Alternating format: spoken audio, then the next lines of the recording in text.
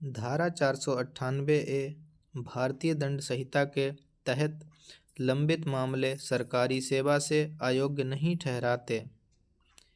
एक उल्लेखनीय निर्णय में राजस्थान हाई कोर्ट जोधपुर पीठ ने फैसला सुनाया कि भारतीय दंड संहिता आईपीसी की धारा 498 ए के तहत लंबित आपराधिक मामला किसी व्यक्ति को सरकारी सेवा में नियुक्त होने से अयोग्य नहीं ठहराता।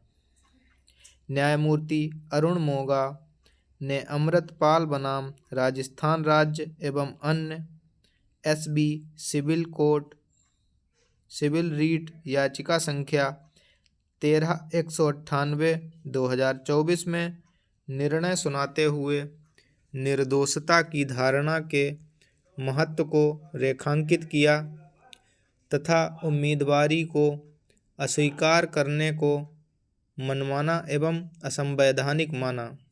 नमस्कार दोस्तों, एक बार फिर से हमारे YouTube चैनल में आपका स्वागत है। अगर आपने अभी तक हमारे YouTube चैनल को सब्सक्राइब नहीं कर रखा है तो सब्सक्राइब कर लें। तो शुरू करते हैं कि मामला क्या था। याचिकाकर्ता अमृतपाल ने लोअर डिवीजन क्लर्क के पद के लिए 2013 की भर्ती प्रक्रिया में भाग लिया था। काफ़ी देरी के बाद अक्टूबर 2022 में जारी अनंतिम चयन सूची में उसका नाम आया।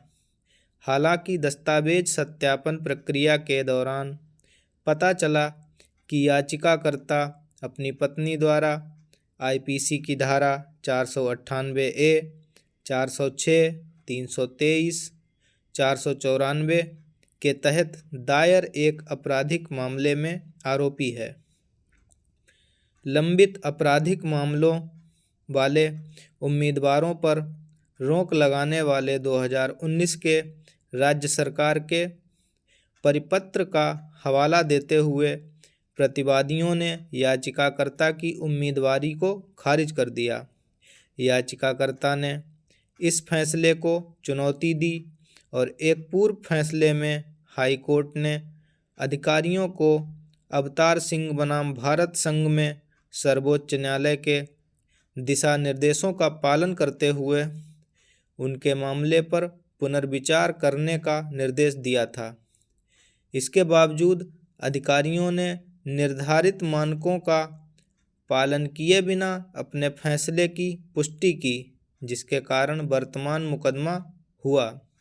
तो चलिए जानते हैं इस मुकदमे में कानूनी मुद्दे क्या थे। नंबर 1, निर्दोषिता की धारणा बनाम लंबित आपराधिक मामले। क्या किसी व्यक्ति को केवल लंबित आपराधिक मामले के आधार पर सार्वजनिक रोजगार या सरकारी नौकरी से वंचित किया जा सकता है? विशेष रूप से धारा 498 ए आईपीसी के तहत जो वैवाहिक विवादों के संबंधित है। संवैधानिक सुरक्षा उपाय क्या है? क्या याचिकाकर्ता की उम्मीदवारी को अस्वीकार करने से भारतीय संविधान के अनुच्छेद 14 कानून के समक्ष समता और अनुच्छेद 21 व्यक्तिगत स्वतंत्रता की सुरक्षा का उल्लंघन हुआ है? न्यायिक मिसालों का अनुपालन।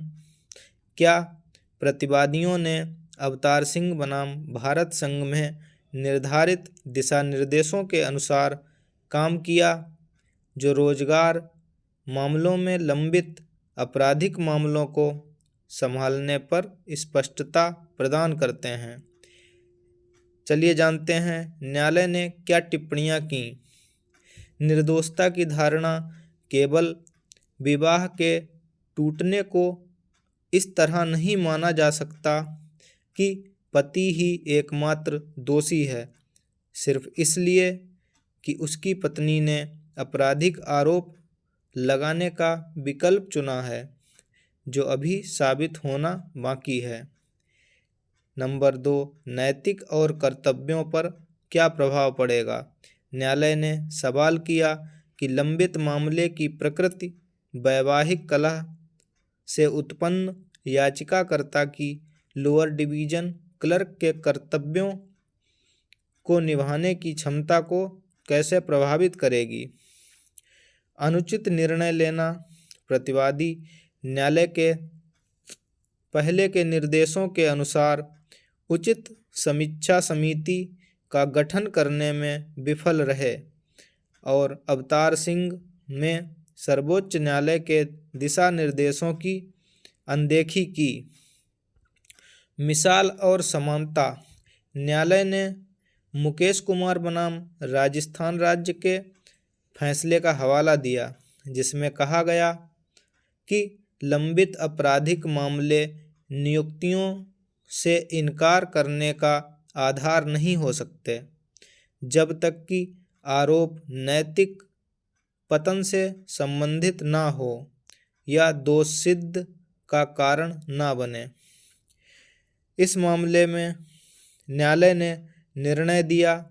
हाई कोर्ट ने 8 मार्च 2024 के उस आदेश को रद्द कर दिया जिसमें याचिकाकर्ता की उम्मीदवारी को खारिज कर दिया गया था और अधिकारियों को 30 दिनों के भीतर नियुक्ति पत्र जारी करने का निर्देश दिया। नियुक्ति लंबित आपराधिक मुकदमे के अंतिम नतीजे के अधीन होगी। कोर्ट ने याचिकाकर्ता को यह स्वीकार करते हुए एक अंडरटेकिंग जमा करने का निर्देश दिया कि अगर उसे दोषी ठहराया जाता है तो वह इक्विटी का दावा नहीं करेगा।